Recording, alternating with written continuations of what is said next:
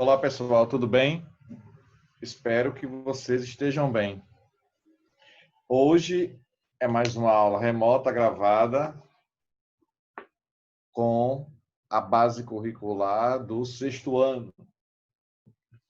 Base essa que a gente vai desenvolver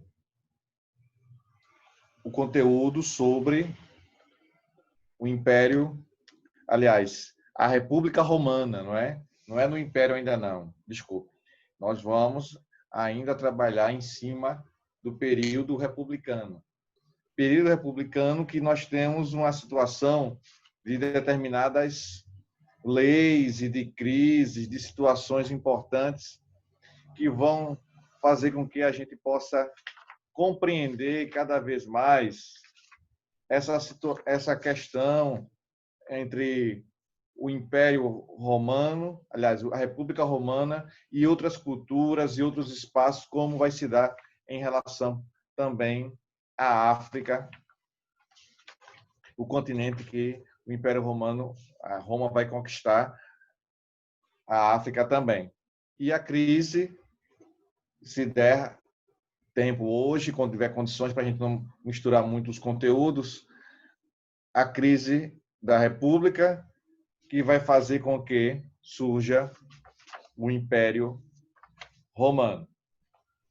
Pois bem, com isso, vamos iniciar hoje esse aspecto tão importante, né, em que a gente percebe que Roma tem uma concepção, né, de formação inicialmente monárquica, os reis começam a administrar Roma, a governar Roma, e a partir de então tem-se uma crise com o último rei, Tarquínio, o soberbo, e a partir daí vão surgindo as necessidades de mudanças e as novas estruturas que são criadas dentro de Roma. Estrutura essa buscando o republicanismo, ou seja, que a população agora tenha uma estrutura em que possa ser mais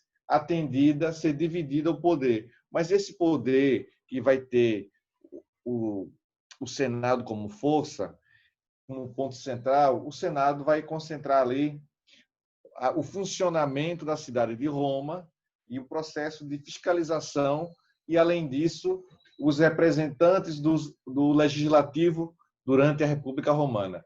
O que são esses representantes, professor, do legislativo? São pessoas que estão ali sendo representantes do povo, legislando, elaborando as leis.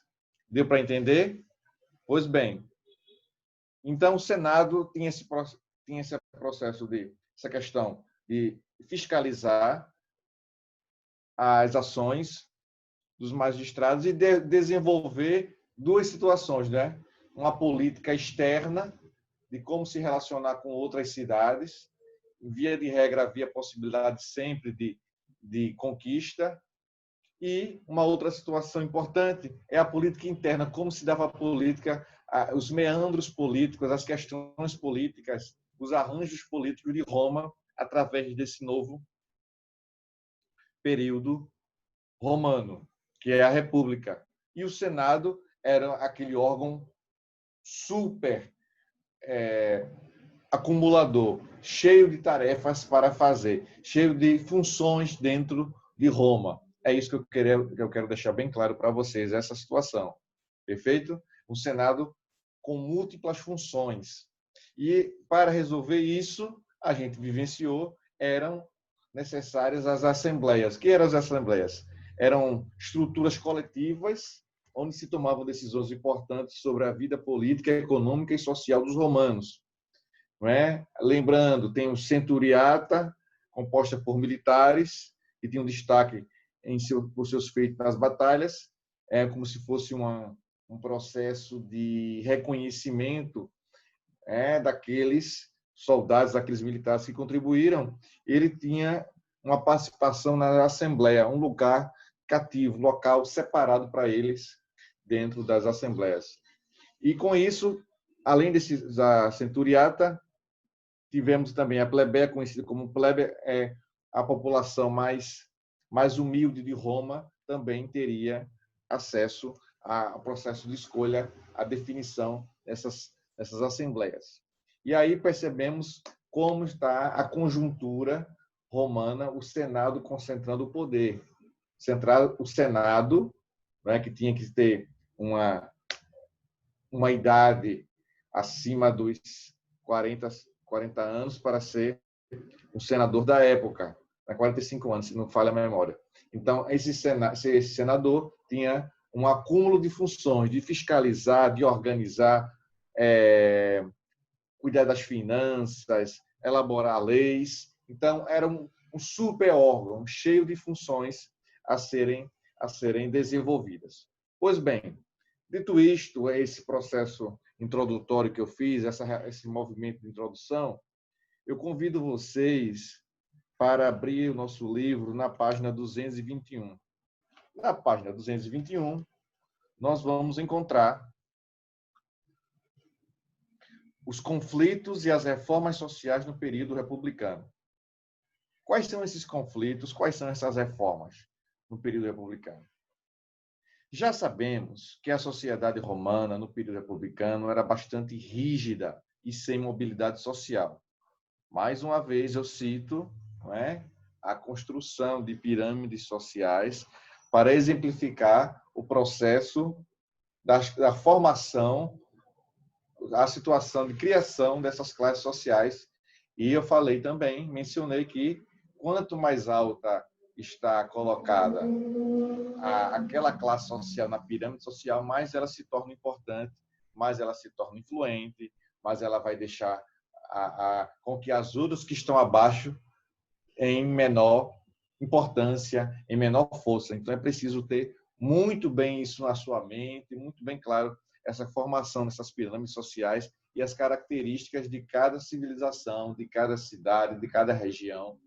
Aqui, no caso romano, a gente vai perceber que no período republicano para o período imperial, as classes sociais vão se modificar. E, sobretudo, aqui percebemos sem mobilidade. O que significa isso? O livro está mencionando. Sem mobilidade, ou seja, não há alteração de mudança social. Você nasceu artesão, você vai morrer artesão. Você nasceu escravo, você vai morrer escravo. Você nasceu comerciante, a tua família vai fazer com que você seja comerciante para o resto da sua vida. Você não muda socialmente, você vai ficar estagnado, parado lá, sem mobilidade, sem mudança social. Deu para entender? Voltando aí.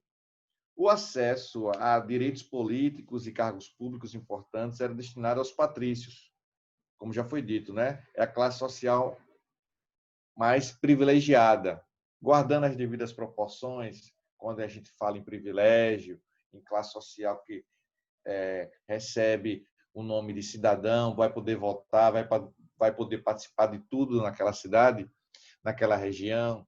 Nós temos que lembrar dos eupátridas na Grécia. Os eupátridas, guardando as devidas proporções, têm a mesma condição de influência, de força. Pois bem, o acesso a direitos políticos e cargos públicos importantes era destinado aos patrícios, principalmente os mais ricos. Aos poucos, os plebeus não tinham certos privilégios, nem direitos sociais. E políticos começaram a reivindicar uma maior participação política em Roma, o que era sempre negado pelos patrícios que controlavam a economia. Um dos momentos de maior crise social por conta desse confronto foi a primeira greve de que se tem notícia na história do Ocidente. Em 494 a.C., muitos plebeus se deslocaram para o Monte Aventino, inclusive recusando-se a servir ao exército. Os plebeus retornariam a Roma se tivessem suas reivindicações atendidas. Então, o movimento grevista aqui que aparece, não é? O movimento de cruzar o braço, não querer trabalhar. Então, muitos plebeus aqui não quiseram, recusando-se a servir ao exército romano, algo bem raro para a época, né? Bem inusitado, bem diferente, bem diferente. Os plebeus só retornariam a Roma se tivesse suas reivindicações atendidas. Dentre as principais conquistas políticas e militares dos plebeus destacaram-se Tribunato da Plebe. Essa magistratura plebeia, que não admitia patrícios, diminuía as diferenças políticas entre os ricos e plebeus, o que agora poderiam eleger seus próprios magistrados e vetar decisões de assembleias e do Senado, que prejudicasse ou que não atendesse a seus interesses. Lei das 12 Tábuas. Publicada em 450 a.C., essa lei registrava todas as decisões tomadas em Roma. Foi a base dos direitos romanos. Lei da Calunéia. Estava diretamente ligada ao expansionismo militar romano, que enriqueceu muitos plebeus e criou uma nova classe social, a nobilita. Os nobelitas, desculpe. Em 445 a.C., passou a ser permitido o casamento entre plebeus e patrícios, atenuando as diferenças entre as duas classes sociais. Porque anteriormente não se podia casar em Roma quem fosse de classes sociais entre os plebeus e patrícios. Plebeus e patrícios não poderiam casar-se entre si. Teria que só plebeus casar com plebeus e patrícios casar-se tão somente com patrícios. Temos aí na página 222 duas questões. Eu vou fazer com vocês somente a questão número 2, dizendo assim: quais eram as principais reivindicações políticas e sociais dos plebeus? A resposta, né? As principais reivindicações políticas e sociais dos plebeus eram a garantia dos direitos políticos e cargos públicos que pudessem diminuir as diferenças em relação aos patrícios. Perfeito? Deu para entender? Vamos prosseguir agora na página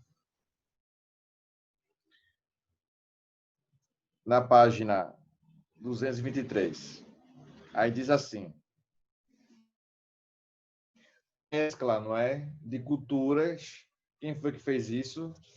A junção de culturas entre o Ocidente e o Oriente. Quem foi que fez isso? Muito bem, muito bem. Foi Alexandre o Grande. Alexandre o Grande. Beleza? Então, e aqui o nosso livro, na página 223, traz uma análise, um estudo sobre o mar Mediterrâneo e sua interação entre as sociedades da Europa, da África e do Oriente Médio. O mar Mediterrâneo, 223, une três grandes espaços geográficos, cujas histórias se entrelaçam de formas diferentes. Entretanto, o mar Mediterrâneo são vários mares em um só, nomeados a partir de grupos humanos que interagem com eles. Todos têm em comum essa grande via que conecta a Europa, a África e o Oriente Médio. As culturas no Mediterrâneo. A história da ocupação humana da costa mediterrânea começa na pré-história, quando grupos recorriam a águas mornas do mar em busca de alimento. A migração dos novos povos de caça e de pesca, levou à ocupação a ilhas de Malta, onde se desenvolveram a cultura megalítica. E avançando aí um pouquinho, temos na página 223 o alfabeto fonético, elaborado como meio para facilitar as transações comerciais, que também seguiu as rotas fenícias. Devido à sua grande importância geopolítica, o Mediterrâneo foi alvo de várias tentativas de domínio. Foi com Alexandre o Grande, com o helenismo, que se expandiu o Mediterrâneo Oriental, abarcando vários, contendo diversas referências culturais. Após a morte de Alexandre, a República Romana unificou o Mediterrâneo, chamando de Mare Nostrum. Para isso, era necessário derrotar Cartago, uma ex-colônia fenícia no norte da África, era necessário derrotar Cartago. Uma ex-colônia, desculpe, poderoso tempo de Alexandre. A vitória romana nas guerras púnicas iniciou um novo momento na história do mar Mediterrâneo. Pela primeira vez, um só povo o controla. A cultura mediterrânica e a unidade romana. Durante o domínio romano, várias culturas presentes no Mediterrâneo foram adequadas ao conceito de civilidade de Roma. Ter o latim como língua, adorar deuses romanos e, durante o Império, cultuar o imperador. Beleza? Então, dessa forma, dessa maneira, nós iremos concluir praticamente o capítulo, não é? Concluímos o capítulo número 11. Vamos fazer algumas questões agora de múltipla escolha que vai colaborar para o nosso conhecimento histórico. Tá bom assim? Vamos lá. Eu vou deixar agendar com vocês para que vocês possam fazer como atividade a página 229. Todas as questões aqui ficará para você fazer em casa. Beleza? Certo? Pode ser? Aliás, 229 e 230. 229 e 230.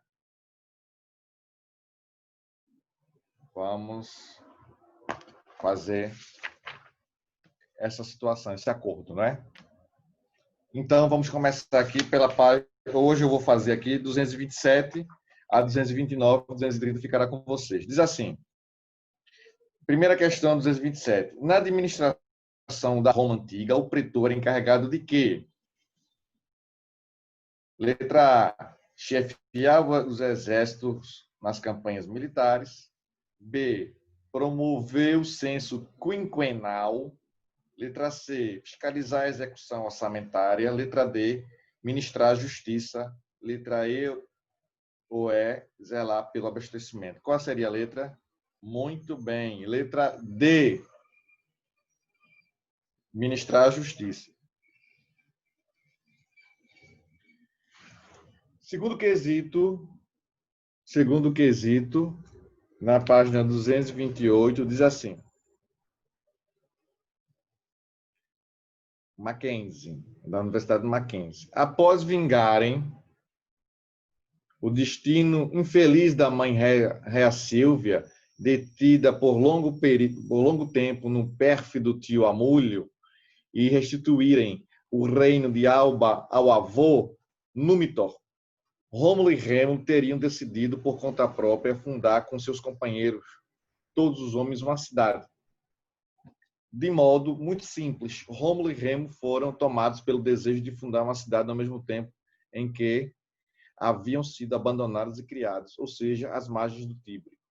O texto apresenta um trecho da versão escrita pelo poeta Virgílio em Eneide, acerca da fundação da cidade de... Trecho da versão escrita do poeta Virgílio em a obra Eneida, vai lembrar a fundação de que cidade, minha gente? Qual é a alternativa aqui? Nós temos Esparta, Roma, Bagdá, Tebas e Atenas. Vai justamente fazer uma versão, lembrando um trecho acerca da fundação de Roma. Terceira questão. Durante a República Romana, a conquista de igualdade civil e política, os tribunos da plebe e a lei das 12 tábuas foram decorrentes da marginalização política, discriminação social e desigualdade econômica que afetavam a plebe romana. B. Da crise do sistema escravista de produção, transformando escravos em colonos e do consequente declínio da agricultura. C. Do elevado poder do exército que, para conter a pressão das invasões bárbaras, realizou reformas político-administrativas. D. O afluxo de riqueza para Roma devido às conquistas e ao enfraquecimento da classe equestre. Letra D. A elevação do cristianismo que pregava a igualdade de todos os homens. Letra A é a letra correta. Letra A, marginalização política, discriminação social e desigualdade econômica que afetavam a plebe romana. Perfeito aí? Pronto. Vamos agora partir para a crise da República Romana, fazendo com que dessa crise venha a surgir os novos regimes de governo, o primeiro triunvirato, o segundo triunvirato e, consequentemente, a chegada do Império Romano. Perfeito? Deu para entender? Então, a nova administração está chegando em Roma. Vamos primeiro evidenciar essa crise nesse governo republicano romano, que vai ser a preparação, as sementes serão jogadas nesse momento para que tenhamos um processo de formação imperial, a chegada do processo de formação imperial. A crise da República Romana. 232. A crise da República Romana foi fruto de vários processos políticos e sociais decisivos, inclusive o surgimento do Império Romano e seu processo de expansão.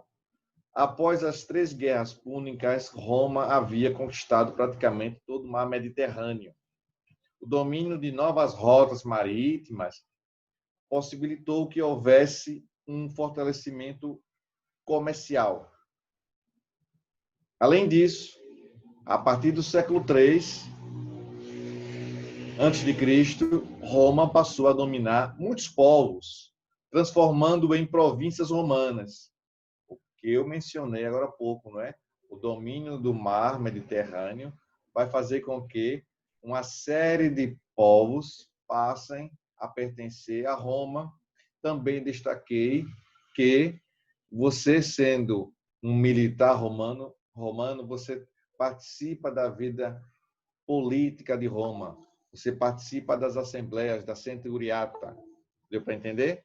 Por isso que eu, quando mencionei, há pouco tempo atrás, nessa aula ainda, eu falei, destaquei que a forte presença dos militares na vida política romana, como sendo realmente cidadãos, com uma participação importante, atuante, uma participação que chega a chamar a atenção, porque o exército romano, pelos seus grandes feitos, a grandes vitórias, grandes batalhas sendo vencidas, vai ganhar força.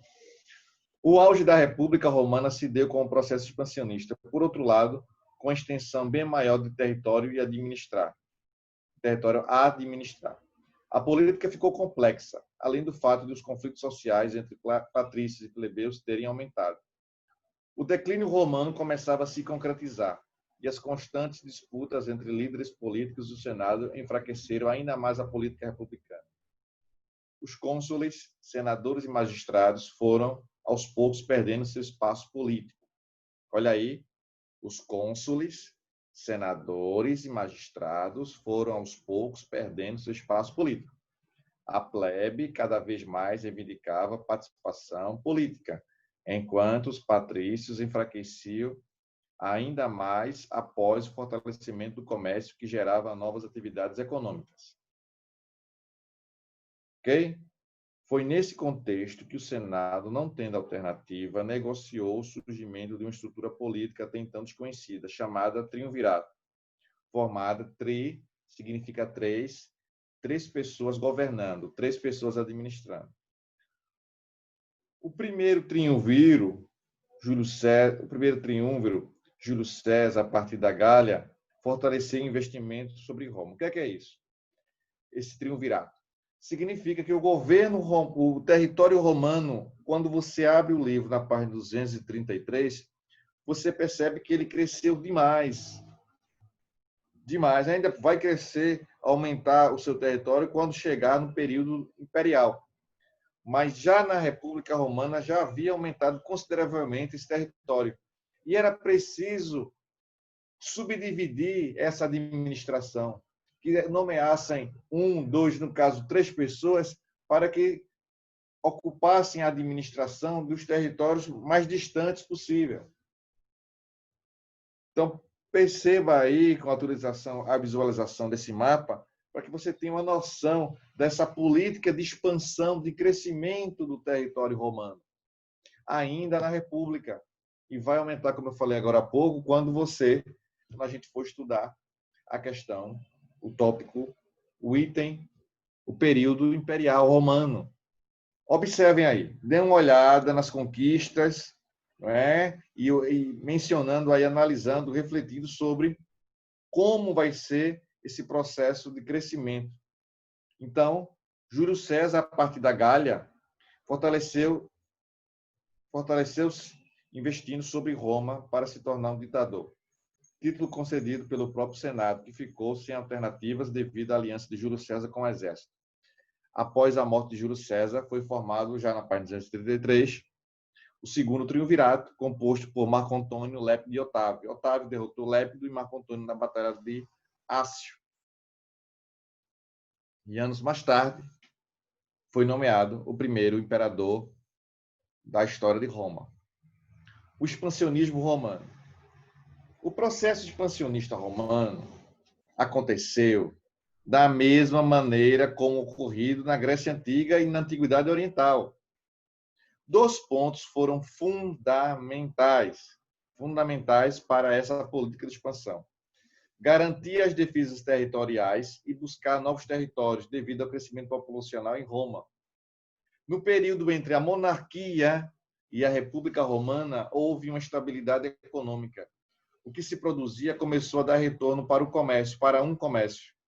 Como a base da economia romana era a atividade agrícola, à medida que o comércio crescia, eram necessárias mais terras para se plantarem os bens de consumo.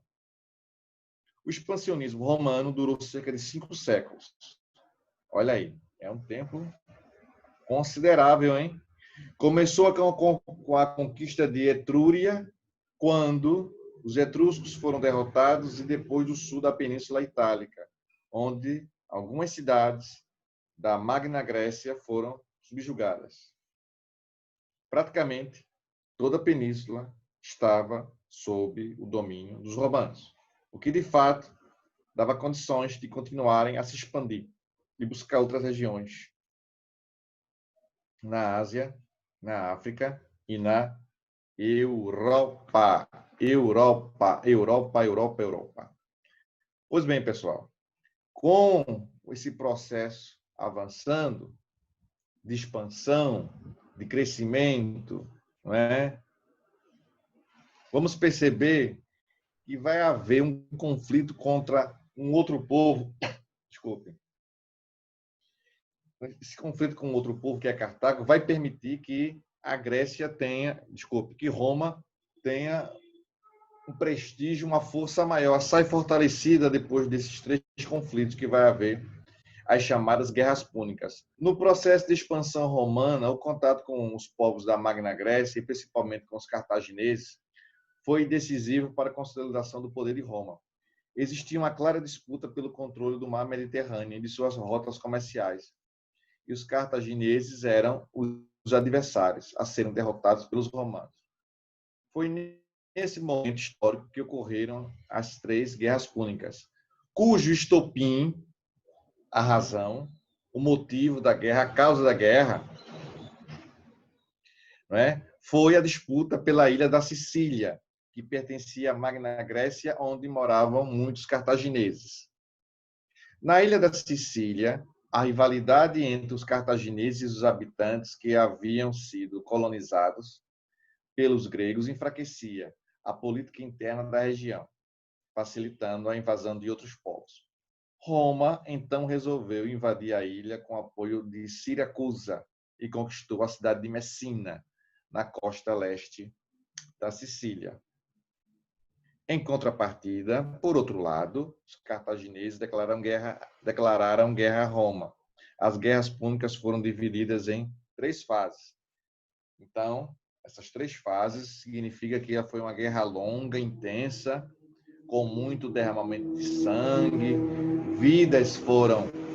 muitas vidas foram sacrificadas. muita luta e as consequências dessas lutas, dessas situações, nós iremos estudar esse processo de crescimento de Roma, ainda crescimento territorial e a consolidação desse processo em que a expansão, não é? Ela tem uma marca nesse período, ainda no período republicano. Nós iremos estudar com mais profundidade na próxima aula. Deu para entender? Então, realizem as atividades que eu mencionei, só para confirmar, na página 229 e 230. 229 e 230 atividades para que vocês possam realizar. Deu para entender? Alguma dúvida? Espero que vocês tenham absorvido o conhecimento. Muito obrigado. Tchau para vocês. Tchau. Até a próxima.